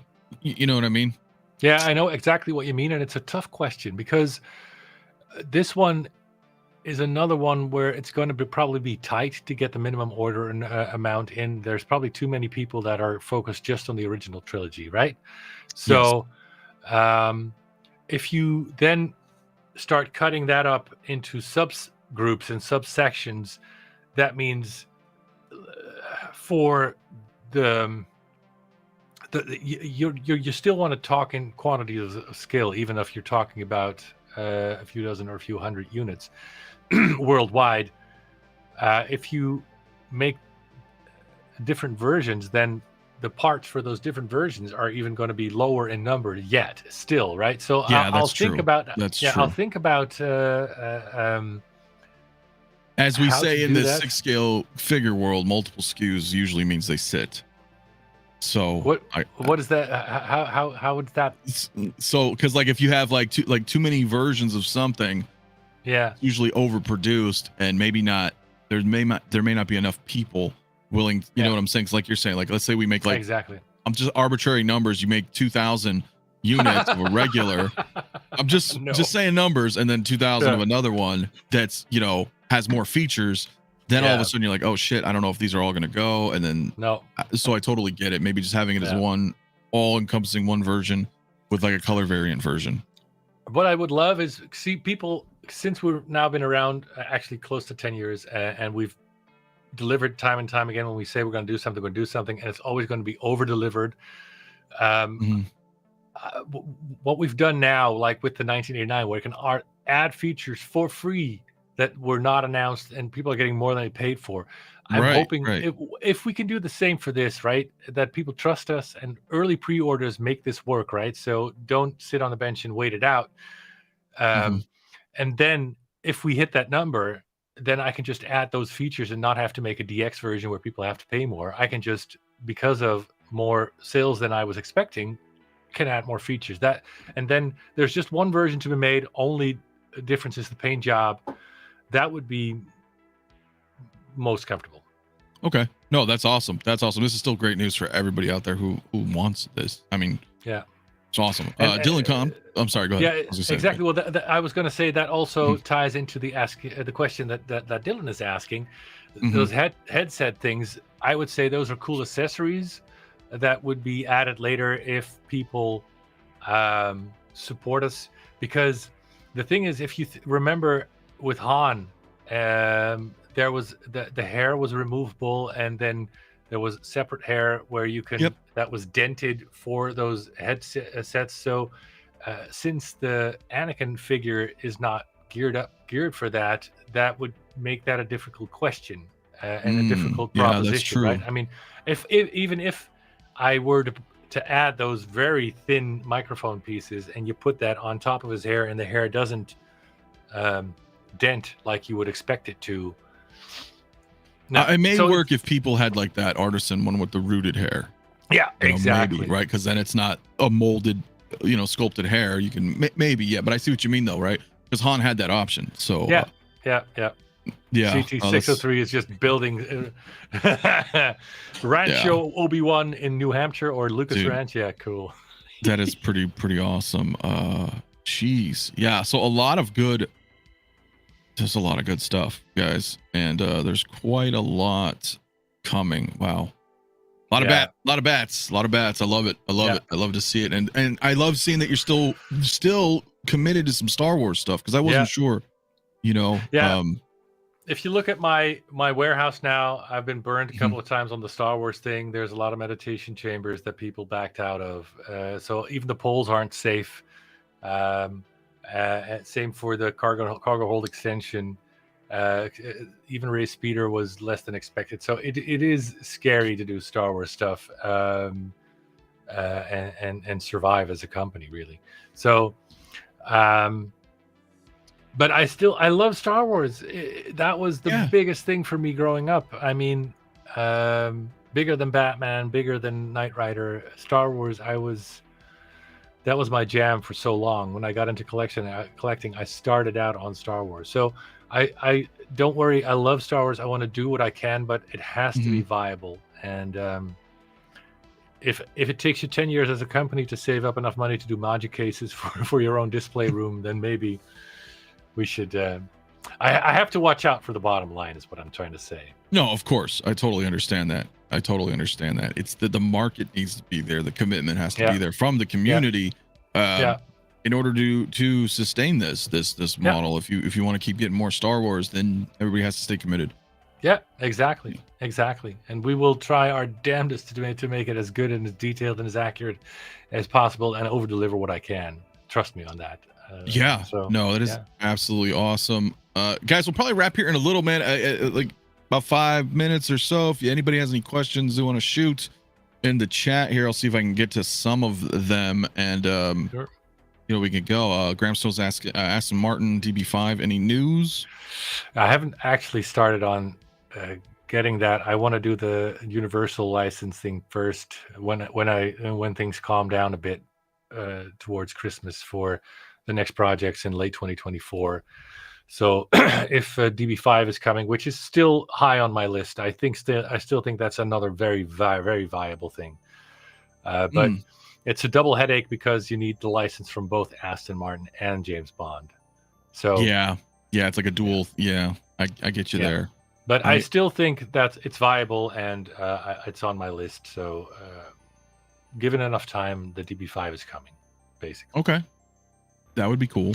The motorized canopy, it's not looking like that's going to happen. I got to be honest, and I can explain why. I'll try to keep it short, but basically, the problem is, and even the people building the full-scale models for tens of thousands, even hundreds of thousands of dollars are running into this. So it's the tolerances are killing you here. So the best material we can find on the planet to make stuff like this has a 0.3% tolerance. Now that sounds like it's a tiny tolerance, right? But if you're making a vehicle that's 110 centimeters, that's 1100 millimeters, then we're talking about 3 millimeters. That is more than 1/10 of an inch in tolerances where things can move about, right? And if you want to we found that if you want to make the motorized canopy, you have to get that down to 1 millimeter. So that's 3 times tighter in tolerances, and we've just not figured out a way to do that without like making each of the hundreds of vehicles and like an artisan piece, sanding and making a custom canopy for each one. And it's just not working. And I know the motorized canopy is requested, and maybe the most requested feature. And it seems a little difficult in that scale, which essentially, yeah. Okay. Well, I mean, yeah, we'll see, I guess, but I get it. That is exactly how you explained it. Is kind of that would be kind of tricky. That would be kind of tricky to make it work right, like the right way, like the way you want it to actually work. So making it work, and then making it work so that it works on every car, on all of the hundreds of that we're making, and that it works every time, and that it doesn't get stuck after a while with temperatures and fluctuation in humidity. And so so I could even just sell you something that'll work maybe once, but it has to work after it's been here through a summer and a winter and exactly. And you don't want it. It's not a one trick thing and now it doesn't work. And so I totally longevity is another issue. The BvS Computer Lab, I think we're going to be delivering that early next year as well. So I'll have more pictures of our final prototype probably end of this month, actually. Yeah, so that's definitely coming, and the production is scheduled right after we're done with the 2022 and the signature. So right after it'll be around the same time as the 1995, slightly before the 1989 Batmobile, which are all coming before the summer of next year. That cycle is still early development, of course, because we've only opened the pre-orders very recently, but that's still on schedule for I think mid or maybe mid 24, quarter 3, somewhere around there. Okay. So yeah, we're getting to that point where I might have said this to you about a year ago, where I wanted to get to announcement delivery somewhere around 12 to 15 months, right? Which is the shortest turnaround between pre-orders and delivery in the industry, right? I mean, look at the 2022. We're the very first company to start delivering products in the 2022 of the 2022 movie, right? Yeah, it's about that. Yeah. And so that 1989, my wife had to remind me, because it's crazy the support that we've been getting for that. We've only opened the pre-orders early this year, right? So it's only been 8-9 months. Yeah. And we're already done with making a prototype now and getting ready for production so that we can start delivery. Well, probably quarter 2 next year. So we've that means pre-orders open quarter 1 this year, delivery quarter 2 next year. Boom. Yeah, it's pretty quick. It goes by quick. Yeah, it goes by quick. It really does. So the same for the bat cycle. It seems like we're going to be doing that around quarter 3. Okay. AJ Gruesome does make a good point, though. I'm not too sure about that as far as Bond figures are concerned. I don't know what the licensing. I know because Big Chief is no longer around. Big Chief Studios. I know they were doing Bond stuff, but that's kind of what I was talking about. Yeah. So I'm not sure. Then if we're doing a DB5, then most definitely we're going to be doing figures. It's the same with the question earlier about kit. You need a Michael Knight.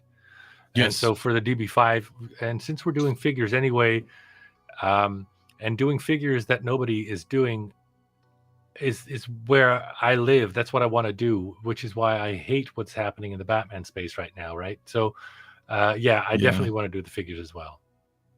No, that would be awesome. And Mike Bell is actually wondering, not sure if this has been asked or mentioned, but is it possible for the 89 to have the fire effect like the 66? So because the smoke, lights, and sound effect on the 2022 was so popular, we're going to add that to the 1989. And once you get the yellow light and that smoke coming out, I think that's going to be cooler than a plastic flame. Really, I think so. Yeah, you might be right. Yeah. Guys, I just got a couple more questions that we're going to wrap here, but no freebie for you. I was wondering, which version of kit will you make season 1 through 4? As I recall, the interior dash changed throughout the seasons. That's true. My gut is always to go with the OG stuff, the original stuff. So probably that, but become a Facebook group member of JAZZINC, and that sounds like something we'll have to do a poll for. The group decides. Yeah. It's a good point, though. That's a great question, because it did change. And finally, Benjamin Green, Lost in Space Classic. He was talking about earlier. I don't know if it's popular enough. We have been approached to do something for Lost in Space by the company who has that license. Okay.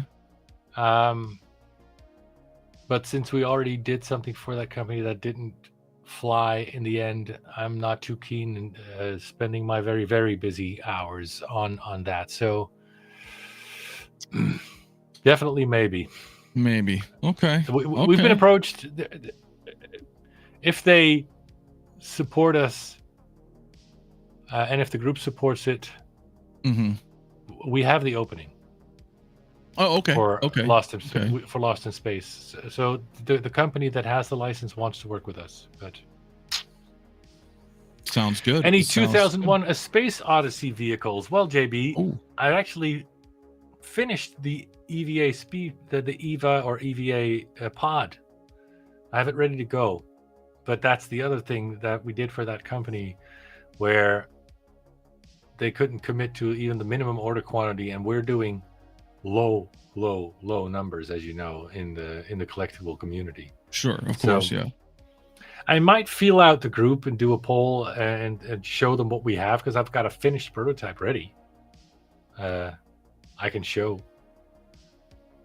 So okay, yeah, no, dude. Again, guys, if you have not joined the Facebook group, I know Bob put a link in there. I'll put a link again in the description as well, because that's where there's a lot of insights there. That's where you're doing your polls, showing a lot of behind the scenes, and honestly, much more than you. Yeah, you know, because we only get to do this, you know, every couple months or so when there's stuff to talk about. But your group is constantly active. People are showing in suggestions, or like we mentioned earlier, oh hey, by the way, did you know it was like this on this? You know, so there's a lot there, guys. So make sure you do go check that out. I do see T with the $20 super chat. My man, go home, Carlos. No one loves Leos more than this guy. Let's go, Project X-Wing. He says, sorry, I'm drunk on the X-Wing news, dude. I appreciate it, brother. Always, dude. Always love. And my man Toybox says, when it comes to cars, 89 Batmobile, Ecto 1 DeLorean, 93 Explorer or Jeep, Jurassic Park, Scooby-Doo, Dio, a movie mystery machine are the only 1/6 cars I want. Well, I totally understand with the first three he mentioned. I could see the Jeep Explorer thing. I've heard that before. Scooby-Doo, not so much. So I don't see that happening. Yeah, probably not that much, to be honest. Not to say that's not cool. I just, can the market sustain it? You know, I don't know. Yeah, that one's kind of tough. Yeah, exactly. Like a Top Gun cockpit. That's kind of what I was talking about. Like when we were talking about the Star Wars, you know, just the cockpits, I think would be great for a lot of people. But and I have been approached by a company that does have the license to Top Gun, but they've been awfully quiet lately when I asked them how the things would work territory-wise. So, do you think the rights are a little bit different globally? In certain regions. Things like Top Gun, I found, are very splintered. So. Because I mean, F-14 is my favorite fighter jet. I've built the model kits of that, and so that would be cool on its own. Let alone do the exact Top Gun one with Maverick as a pilot. That would be very cool. I agree. Yeah, so that would be really cool. Anything else that you'd like to add, or anything? I know I know it's late for you. Probably wrap up. We waited a nice good chunk of 2 hours of a ton of information. Oh, wow. Time flies, man, when we're together. You know, you and I, we could talk for hours too. I mean, we always do. So it's, you know, but I don't know if there's anything else that you wanted to mention or say to everybody watching, or a couple things. So parting words. So JB asked, is the Mad Max V8 vehicle definitely not happening? No, that's turns out Warner Brothers does not have they have the Mad Max license, but not for vehicles and figures, as it turns out. So they offered it to me, and then they had to come back on that or whatever. Anyway, so, and the other thing is, like I said before, people, the end of the chance to get the 1989 Batmobile is coming. I thought it was very cool that both the external experts and the Warner Brothers experts now call this the most accurate scale model and most detailed and accurate scale model of the 1989 ever. So, oh wow, okay, yeah, that's pretty awesome. Yeah, that is pretty awesome. So, and thank you for all the support and love and trust. And we've really noticed a difference in how people treat us ever since last year, that we've really shown what we can do. People see how much of a market there is, and that most of the stuff that we do sells out quickly, and that the secondary market, really the prices go crazy.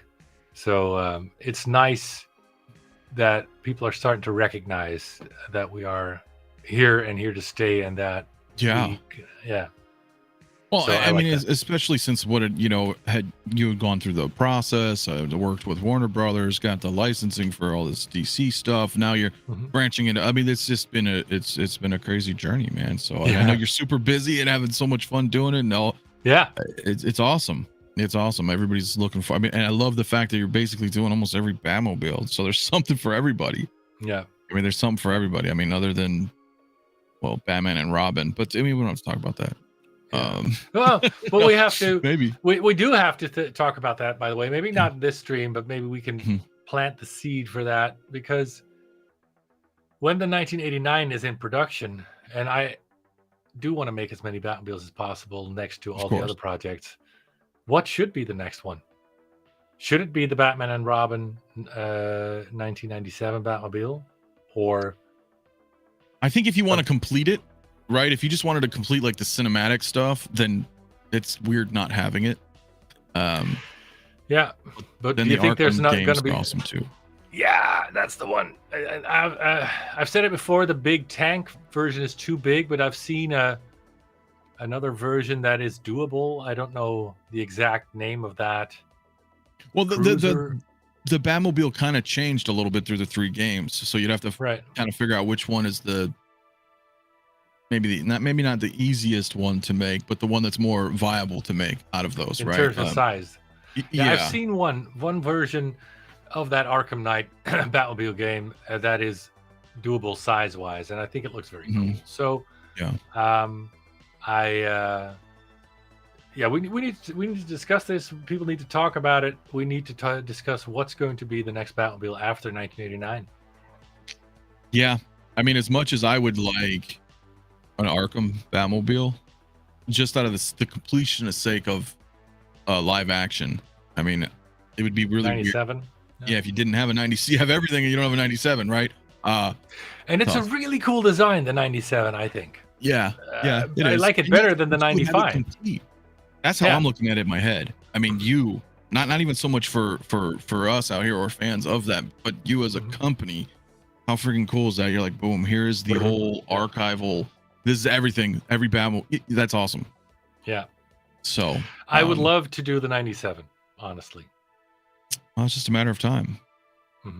I would guess. So I hope so. Yeah. If people keep supporting us, we will keep doing what we're doing. There's going to be a kit. There's going to be a 97. There's going to be a DB5. There's going to be a Mach 5 Speed Racer. Those are all things on my list that I think are viable and should be done. Yeah. And Anakin Starfighter. Yeah, so that's the X-Wing cockpit. Awesome. Yeah, and the X-Wing cockpit. So well, guys, I think we're gonna wrap then. Yeah, it's been a good time. We will talk, of course, again soon, guys. I'm gonna put the link in the description too if I haven't already. Obviously not only to your website, but Facebook group, right? Because that's where to go. That is where to go, my friends. And then we'll talk again soon, I'm sure. We'll probably talk before the end of the year. I mean, it's September. Maybe just yeah, we'll have some news soon. There's definitely going to be some news then. Good. Okay. All right, guys. Well, thank you guys all for tuning in. For all your support, all your questions is awesome. Joost, always a pleasure having you here. And my man. Yeah. So take care, guys. You guys have a great weekend, and we will see you guys next time. All right. Peace out, guys. Later.